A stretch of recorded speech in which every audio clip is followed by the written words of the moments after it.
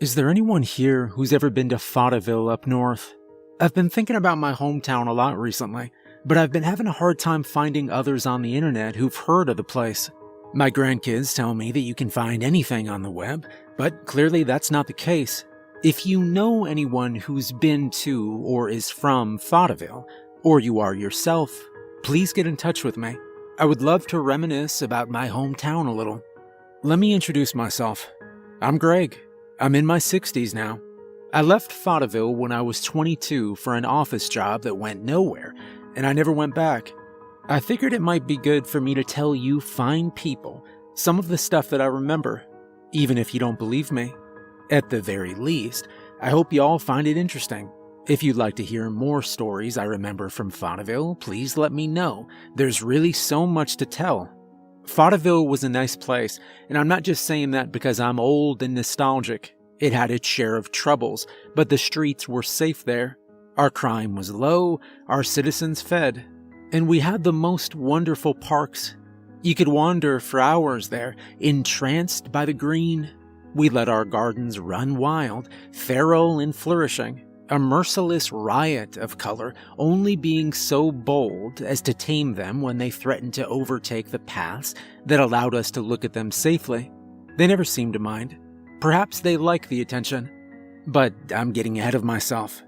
It was one of these gardens that I was wandering the night I broke one of the laws of Fautaville for the first time. Or perhaps not the first time. I did my share of running wild in my teens, same as everyone else. But everyone knew that someone who got caught smoking pot or the like would only spend the night in City Hall before being released, hapless and embarrassed, back to his parents. It was not one of the real laws, not one of the ones told to children, not one of the ones that counted. I can hardly remember them all these days, but I remember one clear as day. Be home before the sun sets. I remember when I was young, my parents took me to a movie and lost track of time, so that when we left the theater, it was nearly night, the sky painted in flame. I remember the panicked look on their faces, the way they hauled me by the arm to our car and broke the speed limits on the drive home, fleeing the night. I didn't understand why. You must understand, I was quite young, and this was before the internet. I'd never spoken to someone outside Fautaville. This was the way the world worked, and I never thought to question it. The closest I came was considering it parental overcaution as I reached my rebellious youth. I never once, until that night, thought to really ask why. I scarcely remember why I was out so late. Some girl, I think. I was a silly, pining youth, dreaming of bringing a pretty girl to a park full of beautiful flowers. I wouldn't have picked one for her. There were laws in Fautaville, and that was one of them. But I wandered, silly, and in what I thought was love. Silly enough to not notice how late it was getting until I saw the length of the shadows around me. The phrase "a chill ran down my spine" is overused, but more than that, insufficient. There was ice in my blood, but more than that, it was the vulnerability. The sense of trespass, the sudden rush of alertness as I realized that I was not safe. I was alone, surrounded by plants that cared nothing for me, and the sun was setting. I was alone, away from my girlfriend, my parents, away from anyone who cared about me, and the sun was setting. I'd never stayed out after dark, and the sun was setting. The sun was setting. And I was afraid. I ran. Like I said, Fautaville was a reasonable place. You couldn't stay out past dusk, but there was no reason you needed to be in your own home. So, the city constructed makeshift shelters, little more than glorified bus stations, places to hide from the oncoming night. Everyone knew about them. There was one on every street corner, one by the school, many by every park in the city, a place to hide everywhere you looked. They were barely enough to fit 2 or 3 people, but it was enough for me. It took me only a few minutes to reach the nearest shelter, but in that time, the shadows had lengthened. I couldn't put a name to the fear that took me, as the sky shifted to purple and blue, the stars glittering like tiny eyes. I only knew, in my heart of hearts, the part of me that was still a child hearing my mother's stories. The part of me that was still a frightened mammal scurrying to the den, that I needed to be inside, even the paltry inside of a shelter. The shelters, despite the importance of them, were not that impressive. They looked more like outhouses almost, 4 flimsy walls and a door and little else. But the door locked, and I remember the wave of relief that swept through me as I crashed inside and slammed the door behind me hard enough to shake it before collapsing against it. I was safe. In the morning I could return to my parents and be scolded and grounded, but alive. I even dared to mock myself for my terror. What could be the problem? Only children were afraid of the dark. This was Vaudeville, where it was safe. I should have just walked home. But I didn't leave the shelter. I just settled myself on the hard cot, ready to wait out the night, when I heard the pound of footsteps. There was a judder as a body slammed against the door, someone losing control of their momentum in their panic. "Please," I heard a voice gasp. "Please, please, I know, but please." I didn't wait. Perhaps I should have. Perhaps I should have thought about it more. I've thought about it a lot over the years. I did not. I had the door open in an instant, and the person ducked inside, collapsing against the wall the same way I had. "Shut it," they said. "Hurry." The lock slid home with a click, and I turned to them. "Are you hurt?" I didn't know what I could do about it if they were, but I thought I should ask. But they didn't look hurt, only shaky and tired. They were tall and thin, with long, stick-straight dark hair. There was little light in the shelter, only what filtered through the tiny windows, and it made their eyes look wide and dark and strange. They gave me a dubious look and struggled to their feet. "I'm fine," they said. They said nothing more, leaning against the wall with their arms crossed and staring out the window. I hesitated. "So what were you running from?" They gave me a withering stare. "The night, obviously," they said, voice dripping icy scorn. I snapped my mouth shut. I was jittery, fidgeting where I sat on the tiny cot. It seemed, I thought ruefully, that I was going to be spending the night with someone after all. The shelter had no clock, and we just waited there silent for what seemed like hours, but could have been minutes. I scratched at a scab on my nails, wondering if braving the night and the dangers it theoretically contained would have been better than this. I was on the verge of falling asleep when I heard the scream. It was piercing. A howl that rose in a fearful crescendo, the sound of a woman in some terrible pain. I'd already rose to my feet and was at the door before I consciously realized it, and my hand on the doorknob before the stranger in there grabbed my wrist. Their grip was strong, their skin cold, their long nails digging into my skin. "Don't," they said. I stared at them. "Are you crazy? Shut up and listen." They dragged me away from the door. I was athletic, a broad, healthy young man, but they, whoever they were fearfully strong. I struggled to no avail. "Listen," they said. It was at that moment the scream came again. I hissed through my teeth, yanking against their vice-like hands on me, when something occurred to me. The eye of memory threw up a card and then went and hid. It had been the same scream, the exact same scream, the same wailing, shrieking crescendo, like a recording played over again. I froze, even my breath stopped in my chest. It came again. The same sound, like a recording, or perhaps not the same sound. This time it sounded higher, colder, like an Arctic wind. There was a faint distortion, too, I realized.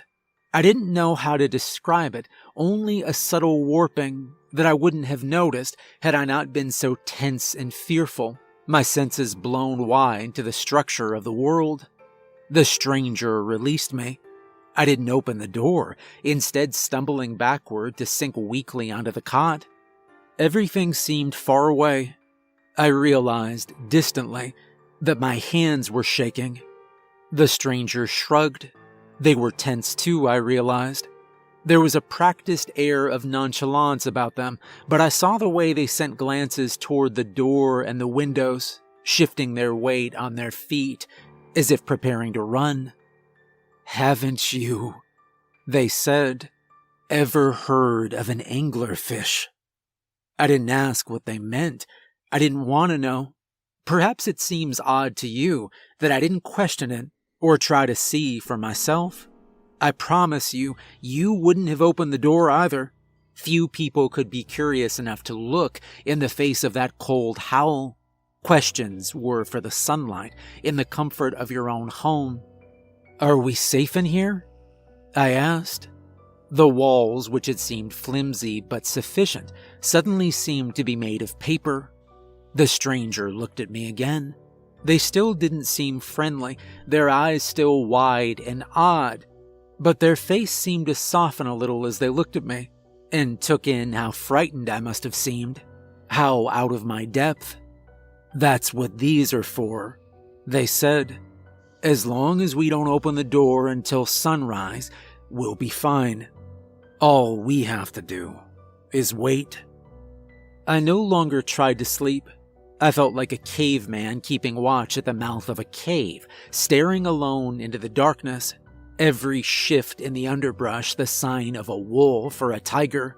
I was hiding in a flimsy little shelter, my only companion an unknown quantity, without even the benefit of a spear in my hand.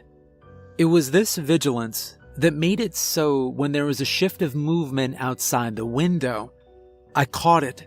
"Shh." I closed my mouth immediately. Rude or not, the stranger clearly knew more about this than I did. Whatever was going on, I had no idea what that could be. I was not willing to die for my pride. We stared at the tiny window. I was just about to write off the movement as a trick of a tired and frightened mind when it came again. I froze. There was something outside the window. I couldn't see what it could be. All I could see was a shadow. There was something outside the window, but I could hear no footsteps. Only faint shadows behind the thin glass. I was still except for my breath, which came fast and rough. I couldn't seem to get enough air. An anglerfish, my thoughts murmured treacherously. An anglerfish. Shh.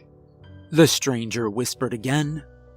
We were silent, staring. It seemed too dark in the shelter somehow.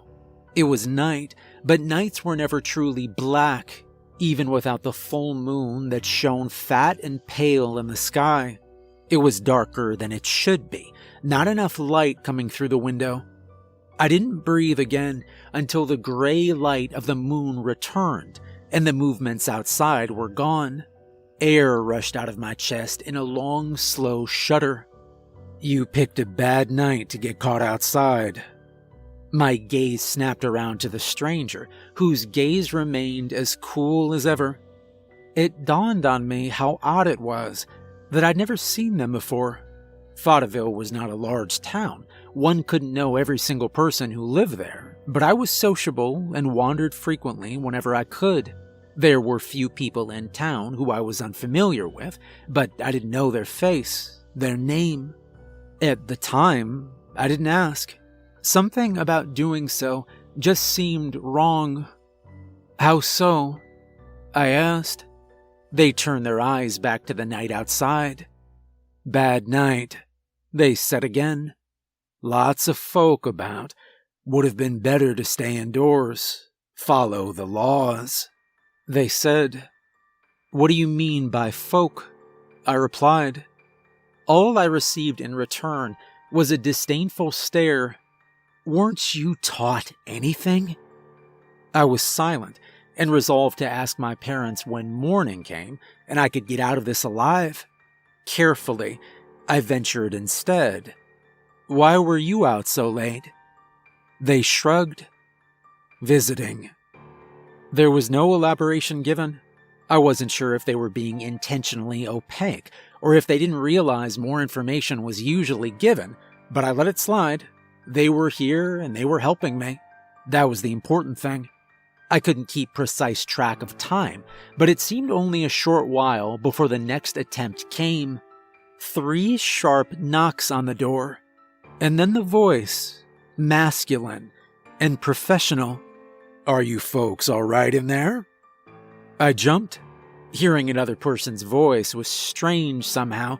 We'd left the real world for the realm of confusion and shadow, and hearing a police officer seemed so strange. It felt incongruous. "Yes, officer, we're all right," I called. Next to me, the stranger tensed up, their wide, dark eyes focused on the door. "Don't open the door," they whispered. Their voice was soft, but I could hear them clearly. "What? It's a cop," I said. And then I remembered the anglerfish. The knocks came again. "Do you mind if I come in and take a look?" the voice outside said. It sounded so normal. That was the worst part. It didn't have the distortion the scream had had. It sounded like a man's voice, tired and waiting to get off his beat and go home. But I knew the police officers in Fattaville. My father was one, and I'd met most of his colleagues. I didn't know this voice. I stayed silent, staring at the door. "Hello?" The police officer's voice was frustrated now. "Open this door." The stranger and I said nothing. A snarl, a low, furious snarl, knocking harder and faster. "I could have you folks arrested. Open this door." After another minute or so of silent waiting, whatever was outside hissed. It wasn't like a person hissing, not really like the sound of a snake either. More than anything else, it seemed like the sound of the wind rustling through dry grass. Then, footsteps, walking away. Was that the same thing as before? The stranger shrugged. We didn't speak. I couldn't bring myself to find words to say, only to sit on the cot and stare tense at the thin door, the windows that could possibly be shattered with one blow. Small talk was for the real world, the sunlit world, the world that I understood. Still, somehow I found it in myself to be bored even in my terror. One can get used to even fear if you feel it for long enough. The only thing besides us in the shelter was a tiny shelving unit shoved into the corner. It had nothing on it except a container of salt that I found to be mostly empty and a tiny book. I don't remember the contents, only that it was one of those dime store novels. I hefted the container of salt, considering. It seemed appropriate somehow. I remembered something my mother told me. Salt, she'd said, was important. "Keep that," they said. I looked over at the stranger. They were still staring out the window into the alien night. They glanced over at me, eyeing the salt container with a look of dubiousness before turning their gaze back to the window. "We might need it." "We might?" I asked. "Just keep it," they repeated. "Just in case." I asked in case of what, but they were not forthcoming. I set it back down and opened the tiny novel. The pages were ragged, the spine broken, but it was still readable. I'd finished about a fourth of it when there was a great crash as something landed on the roof. I swore and dropped the book, jumping to my feet. The stranger pushed me back down. "Just wait," they said, but their dark eyes were even wider than before. I sat back down, shaking, eyes fixed on the ceiling. Heavy footfalls echoed through the tiny room as something moved about on top of the shelter. I heard scratching, as if from great claws. The world seemed to hold its breath before, with a sound like a great rush of air, whatever had landed on the shelter seemed to disappear. "I'm never going out at night again," I said weakly. The stranger did not smile, but they made a sound that could have been a laugh if you squinted. We waited in the dark for a while after that. I heard the same scream as before farther off and hoped that everyone knew to stay inside. Sometime after that, there were bells like those on a bridle and the sound of many horses riding together. At that, the strangers seemed to freeze too, holding their breath until the riders, if that was indeed what they were, had disappeared back into the night. Many times, I thought I saw a pale face looking in, pressed up against the glass, but when I looked at the window, there was only darkness. I'd almost finished my book when I heard running footsteps. I didn't look up. The image of the anglerfish in the back of my mind. Whatever this was, it was a trick. I knew that. No matter what, I would not open that door. That resolution died as soon as whatever it was reached the door, pounding on it with desperate hands. "Gregory!" I nearly shrieked. "Mom?" The stranger stepped in front of the door, heedless of my mother's shouts. "Don't open it." Their voice was low and cold. I cast a desperate glance towards the window. It was a trick. It was the anglerfish again. I knew I couldn't. "Gregory, please!" My mother sobbed. "Please let me in." I stepped forward. The stranger tensed, but I wasn't going for the doorknob. "Why are you outside this late, Mom?" I called. My mother paused in her weeping, apparently shocked. "Gregory? Why would you ask me that?" I bit my lip. There's no guilt in the world worse than a child betraying a parent. "Why were you out so late?" I said again. I was looking for you." She sucked in a breath, trying to steady herself. "You were gone, and I was worried. Your father, Jonathan, and I." I froze. "My mother," I said, with a bite in my voice, "has never called my father anything other than Joe her whole life." There was a red fury rising in my chest. It didn't overtake the terror, but mingled with it, mixed with it, creating a potent, boiling stew. How dare this thing, whatever it was, take my mother's face? "Try harder than that," I called, sitting back down on the bed. The lure had almost gotten me, but I would avoid the teeth this time. "I won't open the door." It didn't snarl like the cop had. "Gregory?" The thing that was not my mother sounded confused. I heard the door shake as it pounded on it. "Gregory, please, it's me." I bit my lip and said nothing. I would not. There was a sound like a snarl, and the thing that could not be my mother let out a shrill wail and pounded even harder. "No, Gregory, please let me in." "Don't do it," the stranger said. Their eyes were on me, hard and dark. "You'll kill us both." I was frozen. I couldn't think. I couldn't move. I covered my ears with my hands, closed my eyes, and curled up into a ball. I could still hear the screaming, the begging, the desperate pounding on the door. It seemed like I could never stop hearing it. There was another snarl, and then a desperate rising shriek. I had my hands over my ears, but I heard a wet, meaty sound, like a knife slicing through chicken. And then silence. Slowly, I uncovered my ears. Something ran its claws down the door. It felt like my heart would stop in my chest.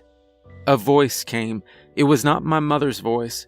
It was her voice, but it wasn't her. She could never sound like that. It said, "We'll find another way in." And then the stranger spoke.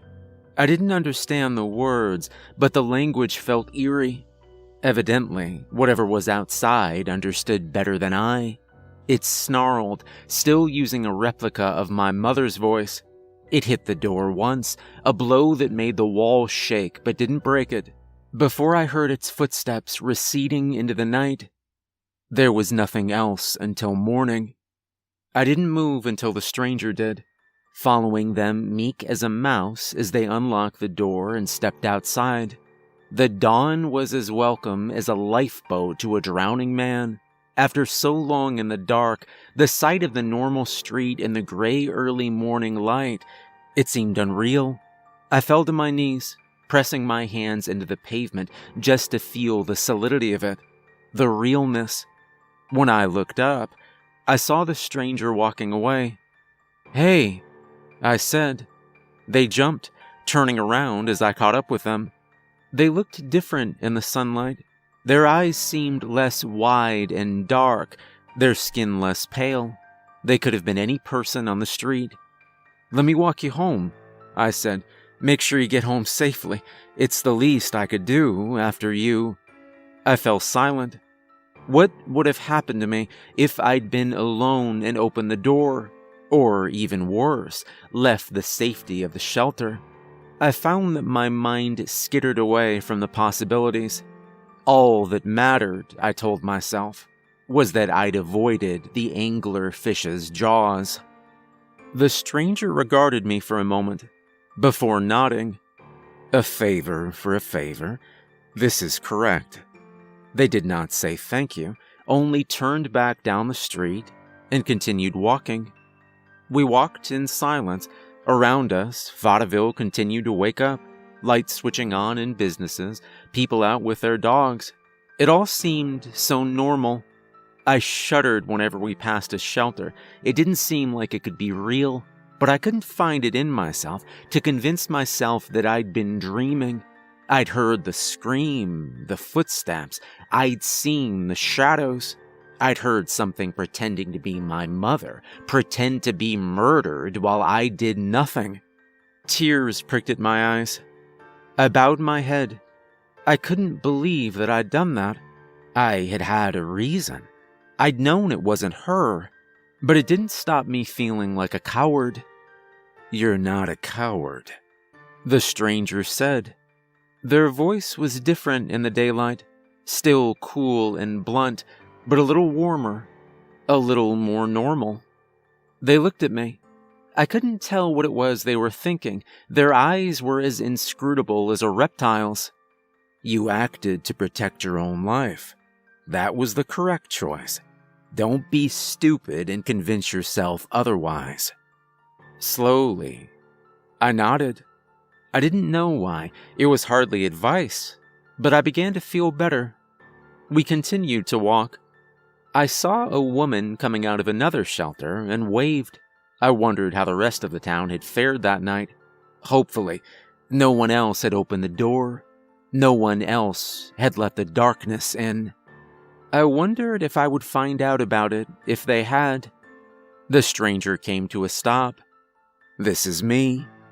I paused, blinking. I'd been expecting a house, obviously, or one of the rare apartment complexes. This was a park. It was different than the one I'd been wandering last night, with less flowers and more trees. I couldn't see in between the trunks, only gray-greenish shadow. I shied away. After this, I wouldn't judge anyone who was scared of the dark. It seemed preeminently reasonable. "Here?" I asked. They nodded and looked at me. "Be more careful next time." I nodded. They didn't need to tell me twice, but they weren't done talking. "This is a good place, but there are laws. If we want to keep it that way, we all have to follow them." They reached forward and poked me in the chest. They were still strong, and I stumbled back. They'd been standing in front of me. When I looked down at their hand for only a moment, they'd been standing in front of me. When I started to raise my head, their shoes clearly in my field of vision, they were not standing in front of me. When I raised my head all the way, staring in an empty street, slowly, I turned to look at the woods. The dark green woods, night caught underneath a canopy. I bowed to the woods, short and respectful, and then I turned towards home.